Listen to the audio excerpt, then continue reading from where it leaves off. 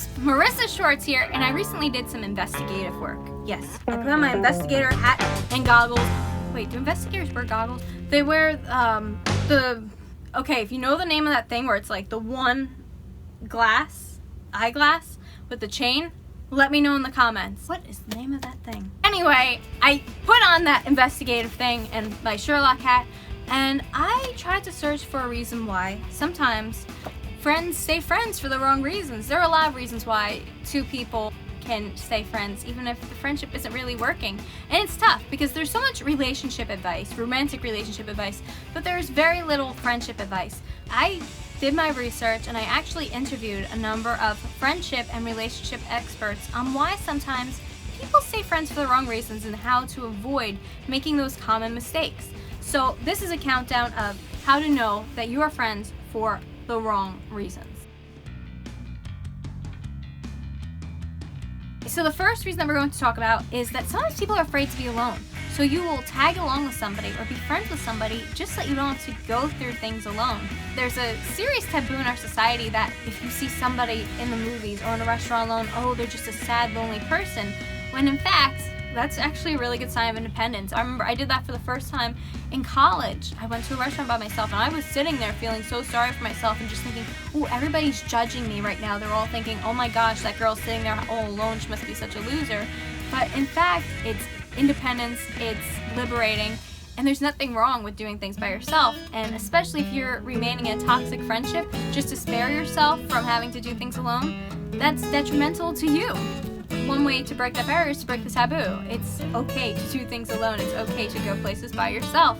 And on this topic, we have Joy Harden Bradford. She is a licensed psychologist, and she said, many times we keep friendships that are no longer serving us for fear of being alone or for being seen as someone who is not worthy. That's so true. I experienced this, but it's okay to do things by yourself.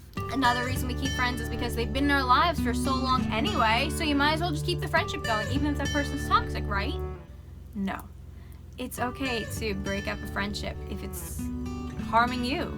There is such a thing as an unhealthy friendship. But as you grow up and you grow apart, it's okay to say to your friend, look, we've grown apart. I think that we should go our separate ways if it's healthy for you. You know, if that friend does something that's toxic and you don't see the friendship going anywhere and you see it harming you, there's nothing wrong with a friendship breakup. Joy Harden Bradford once again weighed in and she said, there are also times when we keep friends simply because they've been in our lives for a long time. Yes. If you're continuing in a friendship where the other person doesn't celebrate your successes, is always critical and rarely available to offer support or listen, it's time to reevaluate why. So that's what I mean by a toxic friendship, is that if that friend is not supporting you, that's a problem. Another reason why we keep friends way past their expiration date is that we're afraid to meet other people. So we just keep those toxic friends that we have for fear of going out there and meeting new people, or for fear that you won't meet anybody new. But that's silly, isn't it? You'd rather have bad friends than potentially good friends just because you're afraid of meeting new people?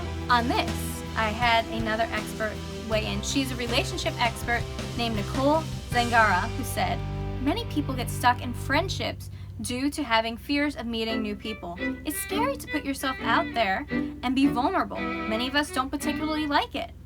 Someone could change that by joining a group or an organization and attending social activities, or joining a hiking club or a tennis club. Really, it's endless what you can join to meet new people. Get involved and you'll meet new people in a casual, relaxed setting. Okay, here's another one that I think that a lot of us have experienced. Maybe you're just friends with somebody because that friend wants something from you. Maybe you have VIP access to a concert, or you have a pool in your backyard and that friend only wants you for your materialistic possessions. And you can kind of tell if they don't often listen to you, or they're only focused on that one thing that you can give them. If it's just a take-take relationship on their part, it's not a real friendship and it's time to break ties. And on that same token, your friend, maybe they want your status, or maybe you want theirs. Maybe you're looking for something materialistic from your friend, or you're looking for their status. You only like them because they're the popular kid, or they only like you because you're the popular person in the office. That is a problem. You should be friends because you get along, because you have similar interests, not because you want something materialistic or a status that the other person has. Dr. Helen Odesky said that you may admire your friend's possessions or their status, But if you don't admire them as a person, you're friends for the wrong reasons, and I think that is a great point. If you're only friends with somebody because you want more friends and you want to be popular, that's a problem. You're not really friends. I like to say sometimes it's better to have 4 quarters than 100 pennies or 10 dimes, you know? You have your quality rather than quantity. On this, Meredith Strauss of Street Psychotherapy said, "These days with social media taking over and having hundreds of friends greatly diluted what friendship is really about." Yes, Meredith! I consider that less than 5% of my Facebook friends are genuinely real friends because I love and actually speak with them and see them on a regular basis. How many of your Facebook friends are actually your friends? It's funny when you actually sit down and do the math and realize, oh my goodness, I have 1,000 friends, but I talk to such a small fraction of them, you know? You use your friend as a punching bag. You just unload all of your problems onto them. You talk, and rarely listen.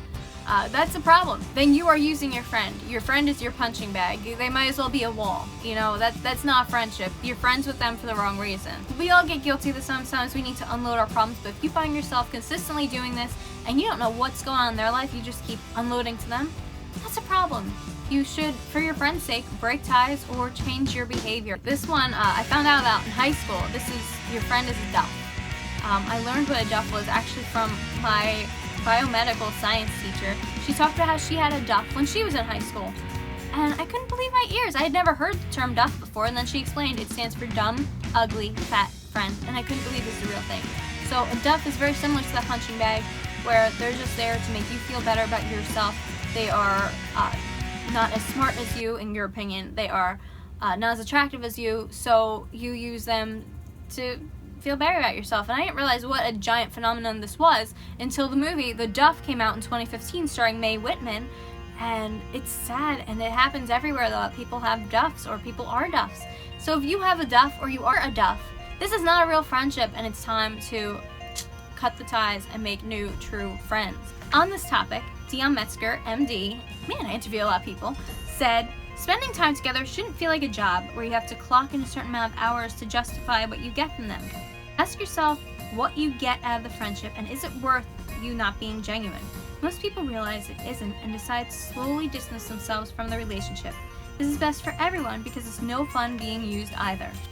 And there you have it. Friendships can be a beautiful, beautiful thing. But if you start using people or they start to go downhill, don't drag them on. Don't be friends with somebody for the wrong reason or use them. Or if you find yourself being used, it's time to cut ties and it's time to end the friendship. It can be tough, but really it's healthiest for everybody, and all we strive for is happiness. And I think that all parties are involved will be happier if you just end the friendship or really truly work to rectify the wrongs in that friendship, because being friends with somebody for the wrong reason can do a lot of harm. I'm Morissa Schwartz. If you like this video, be sure to like and subscribe.